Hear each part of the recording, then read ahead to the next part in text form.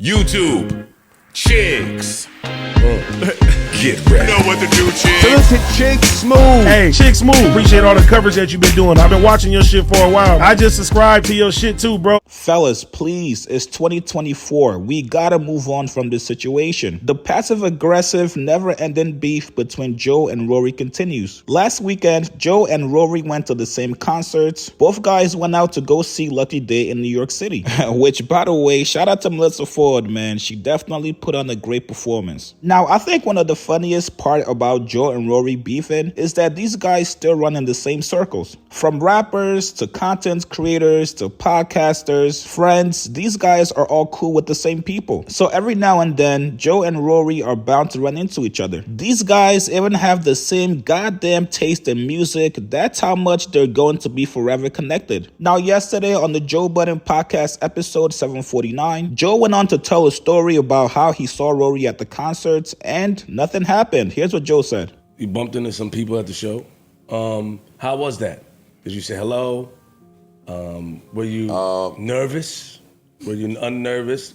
It sounded like you was happy. Unnervous? Who you bumped into? Were you unnervous? It sounded like you was happy in the video. Let's go, man. So you don't sound nervous, but still looks undeceiving.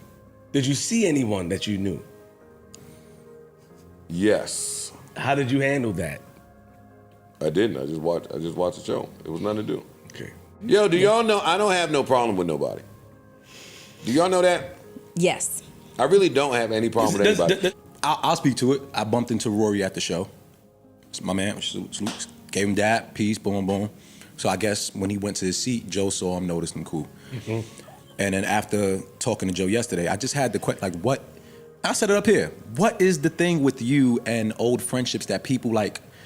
It feels like it's a continuous thing, like not a problem, but something like there's still tension after years and years and years. I think it's the way that I detach from people. People take offense to that. Yes, people that think that we have developed a lot of equity, a lot of experience, a lot of time in the relationship. The way I detach cold. Cold turkey, you go? I get cold. I get cold. I do it with my girl. I do it when I start feeling hurt or taken advantage of or some shit, I get real cold and I just don't feel anymore.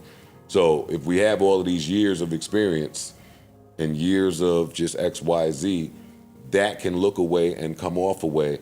And if you don't get closure for that or you don't heal from that, then you carry that for years and years and years and years. I think that's what the habit is. At some point, me and it stopped talking. I feel like there was something worthwhile there that at some point it was like, hey, nigga, let's kick it. Right.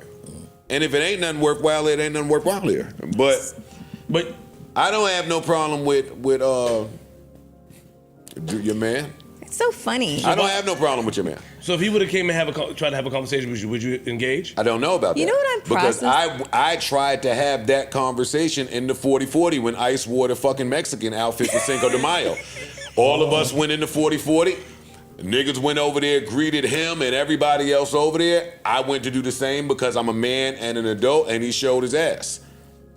You only get one time to show your ass with me. Oh, okay. See, okay. You don't just keep getting times to give me your ass to kiss because you hurt.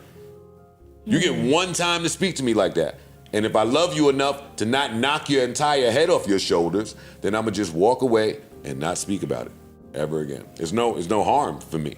So for anybody out there thinking that it's on site between Joe and Rory, it's not. This is probably the 20th time that these guys have ran into each other since the breakup. There's obviously tension between Joe and Rory, but when you come back to the podcast and tell a story about how you guys ran into each other, that's when fans get to speculating and talking, which makes the beef seem bigger than it is. Now, I could be wrong, but Rory does not go on his own podcast and talk about when he last ran into Joe. If we're not cool, if we're not speaking, if we're not friends, let's not even bring each other up on our podcast. Now, after hearing Joe speak on their friendship, how things ended with them, whose fault it is that one party does not fuck with the other party, does not speak to the other party, Rory decided to go on Twitter to send a message to Joe. He posted this screenshot from a book. It says, "Blamer.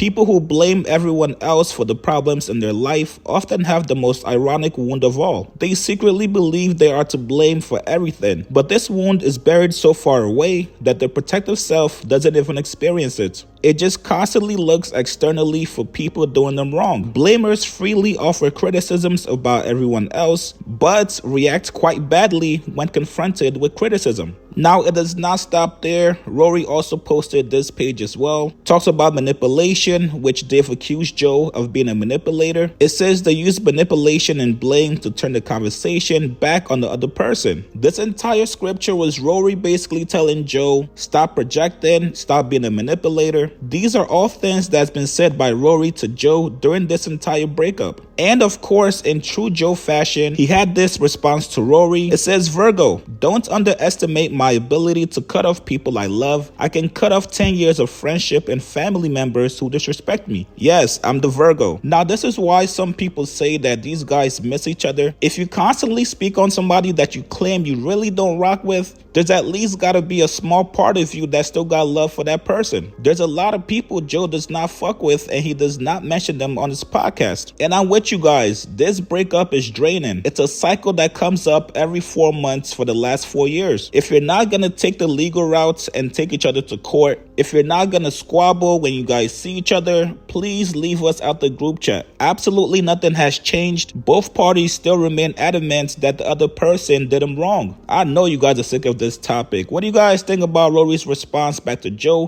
Post your comments below. Subscribe to my channel, like this video. I'll see you guys later, man.